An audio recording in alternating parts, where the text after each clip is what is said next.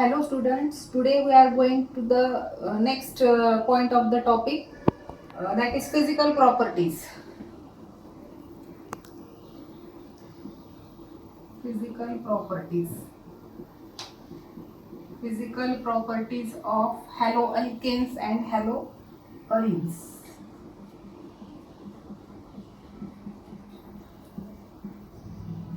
Haloalkanes and haloarenes. Physical प्रॉपर्टीच्या बाबतीत सांगायचं झालं तर सुरुवातीला आपण हॅलोअल्केन्सच्या बाबतीत मी सांगते तुम्हाला की तुम्हाला वाटेल की अल्केन्स बेसिकली सॅच्युरेटेड हायड्रोकार्बन म्हणजे अल्केन्स सेपरेट आणि हॅलोअल्केन्स याच्या फिजिकल प्रॉपर्टी सारख्या असतील का तर नाही. There is a difference between the physical properties of alkanes and haloalkanes. तर related to this we will see one term is there, that is intermolecular force. Intermolecular force. तर या टर्म नुसार बघा कार्बनची व्हॅलेन्सी 4 आहे. In haloalkanes carbon is bonded with one halogen atom म्हणजे there is a presence of CX bond in haloalkanes and in haloarenes also. तर या बॉन्डच्या बाबतीत जर सांगायचं झालं तर इन हॅलोअल्केन्स किंवा हॅलोअल्केन्स आर पोलार इन नेचर. त्याचं नेचर जर सांगायचं झालं तर they are polar in nature. ते कसं तर जेव्हा आपण C आणि X हा बॉन्ड बघतो त्या C आणि X बॉन्डमध्ये हा जो हॅलोजन असतो X, this is more electronegative than carbon. So here is partial negative charge is developed on X and partial positive charge is developed on carbon. Electronegativity दाखवतो. इलेक्ट्रोनिगेटिव्ह हा जास्त आहे X कशापेक्षा कार्बनपेक्षा. Polarity is developed means partial negative charge is developed on X and partial positive charge is developed on carbon. Charges are developed. There is a dipole-dipole interaction. There is a dipole-dipole interaction म्हणजेच आपण काय म्हणू की intermolecular force of attraction between C and X bond is more. म्हणजेच आपण काय सांगू की intermolecular force of attraction in haloalkanes they are more than in alkanes. बघा आता related to again this term intermolecular force तो कसा डिपेंड असतो हॅलोजन्सच्या बाबतीत बघूयात आपण. आता पोलॅरिटी बघितली आपण, पोलार नेचर कसं आहे CX बॉन्डचं. जर आपण हॅलोजन्स बघितले फ्लोरीन, क्लोरीन, ब्रोमीन आणि iodine from top to bottom जर बघितलं तर atomic size will go on increasing. बघा atomic size will go on increasing from F to I या प्रकारे ॲटॉमिक साईज इन्क्रीज होते.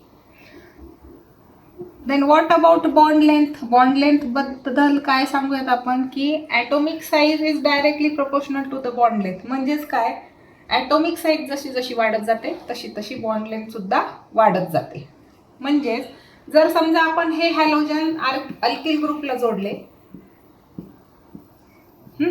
हे आर इथे सगळे सारखेच आहेत फक्त हॅलोजन्स चेंज होत आहेत. पण हे हॅलोजन जसे आपण F to I जातो ॲटॉमिक साईज वाढते तशी याची बॉन्ड लेंथ पण काय होत जाईल F to I will go on increasing. बघा RF अशा पद्धतीने. Then what about bond strength.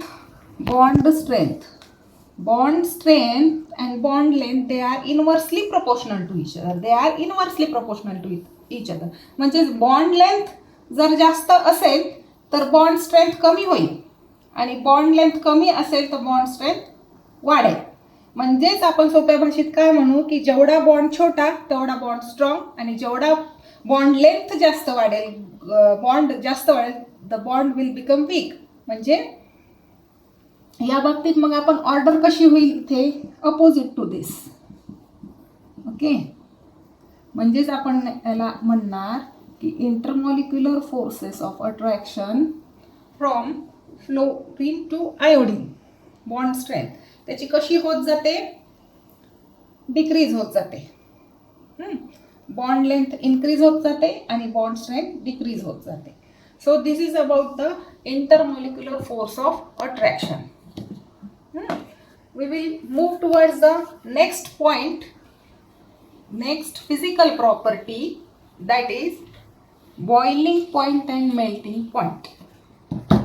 Next physical property short मध्ये लिहिते मी इथे, BP means boiling point and melting point. तर आता बॉइलिंग पॉइंट, जनरली आपण बॉइलिंग पॉइंट कशाला म्हणतो, बॉइलिंग पॉइंट म्हणजे जनरली काय म्हणणार, the solution at which liquid starts to boil. म्हणजे पाणी उकळायला लागतं, तो जो पॉईंट किंवा तो जे टेम्परेचर असतं की त्या पॉईंटला पाणी उकळायला लागतं, त्या सोल्युशनचा तो बॉइलिंग पॉइंट आहे. पण सायंटिफिकली काय म्हणू की जेव्हा vapour pressure is equal to atmospheric pressure, equal होतं जेव्हा vapour pressure of the solution is equal to the atmospheric pressure, तेव्हा तो जो पॉईंट असतो तो त्या सोल्युशनचा बॉइलिंग पॉईंट असतो. हे झालं सायंटिफिकली. तर परत एकदा मला तुम्हाला सांगायचं आहे की बॉइलिंग पॉईंट हा सुद्धा परत कशावर डिपेंड असतो, इंटरमॉलिक्युलर फोर्सेस ऑफ अट्रॅक्शन.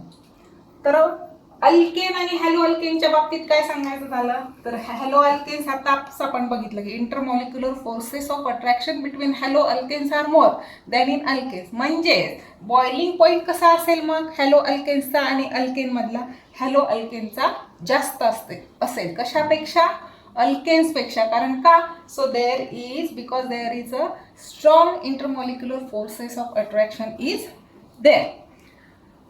आता one more point is there related to the physical property or related to the boiling melting point. Boiling point, melting points हे मासेसवर पण डिपेंड असतात. आता हॅलोजनचे मास नंबर बघा, आता फ्लोरीन, क्लोरीन, ब्रोमीन आणि iodine, it is related to the mass number also. Atomic size from fluorine to iodine increase होत जाते, मास सुद्धा त्याचा ॲटॉमिक मास इन्क्रीज होत जातो. ॲटॉमिक मास इन्क्रीज होत जातो म्हणजेच मॉलिक्युलर मास सुद्धा इन्क्रीज होत जातो. म्हणजेच त्यातले इंटरमॉलिक्युलर फोर्स ऑफ अट्रॅक्शन कसे होतात, हाय होतात. Intermolecular forces of attraction it becomes stronger and hedge melting point of this is goes on increasing from fluorine to iodine. जर आपण हे अल्किल ग्रुपशी अगेन जोडले तर मग आपल्याला ऑर्डर कशी दाखवता येईल बघा, लाईक दिस. आता इथे हे अल्किल ग्रुप सारखेच आहेत इथे, पण हॅलोजन ॲटम्स कसे आहेत, वेगवेगळे आहेत. अल्किल ग्रुप्स सारखेच आहेत पण हॅलोजन ॲटम्स वेगवेगळे आहेत. तुम्ही इथे कुठलाही सेम अल्किल ग्रुप घेऊ शकता. इथं मी जनरली दाखवलंय आर, फिजिकल प्रॉपर्टीच्या कन्सेप्टमध्ये की masses increases, melting point also increases from F to I. Van der Waals forces of attraction will goes on increasing. Van der Waals forces of attraction वाढतात आणि त्याच प्रकारे म्हणजे ते कशावर डिपेंड असतात, मेल्टिंग पॉईंट, बॉइलिंग पॉईंटवर. म्हणून melting point, boiling point also increases. We will take next example. हे एक एक्झाम्पल बघितलं, आता एक दुसरं एक्झाम्पल बघूयात आपण. बघा, मिथिल क्लोराइड C2H5Cl C3H7Cl. आता this is an example of homologous series. In this example Cl is same, halogen हा सारखा आहे, पण प्रत्येक नेक्स्ट मेंबर हा CH2 नी डिफर करतो. Each next member is differ by CH2 group.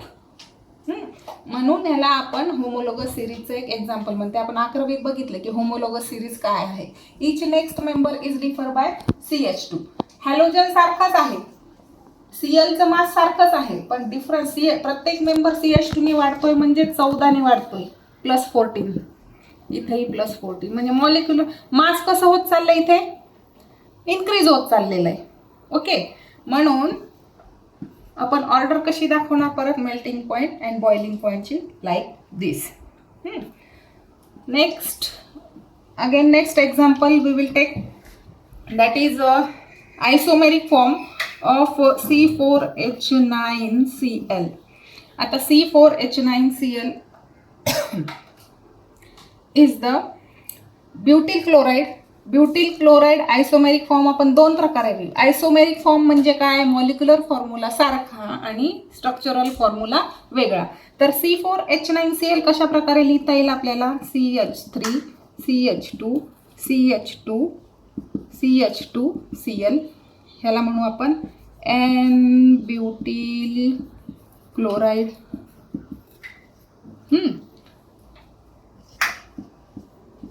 CH3 CH3 CH3 this is isobutyl chloride.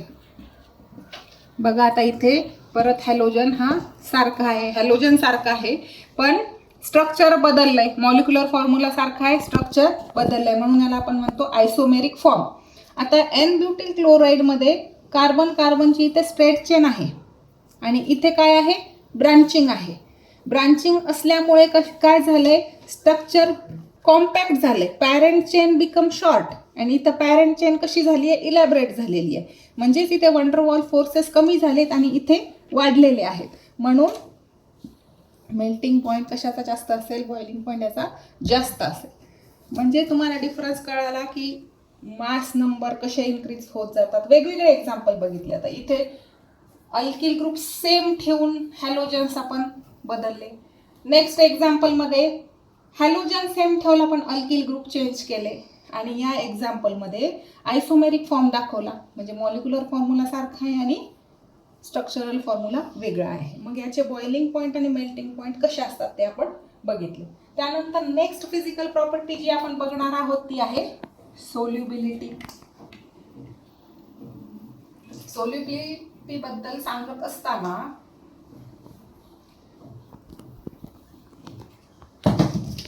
Third physical property solubility.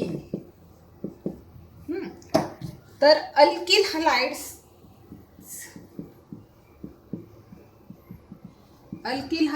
and aryl halides,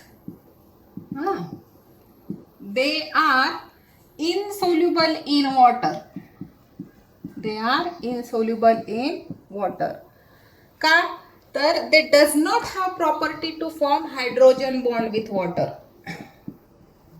Hydrogen bond with water. Therefore they are insoluble in water, but they are soluble in organic solvents. But they are soluble in organic solvents. So simple physical properties, their solubility about alkyl halides and aryl halides, they are insoluble in water but they are soluble in organic solvent. 11वी मध्ये आपण बघितलं की like dissolve in like. Okay, त्यानुसार they are insoluble in water but soluble in organic solvents. आता aryl हलाइडच्या बाबतीत physical प्रॉपर्टीच्या बाबतीत मला तुम्हाला थोडंसं सांगायचं आहे की generally they show means aryl halide show almost same physical property as that of halo alkanes, but difference is there. Some 2 to 3 points are there. Difference कसा अगदी छोट्या प्रकारे बघा. If we take an example of chlorobenzene.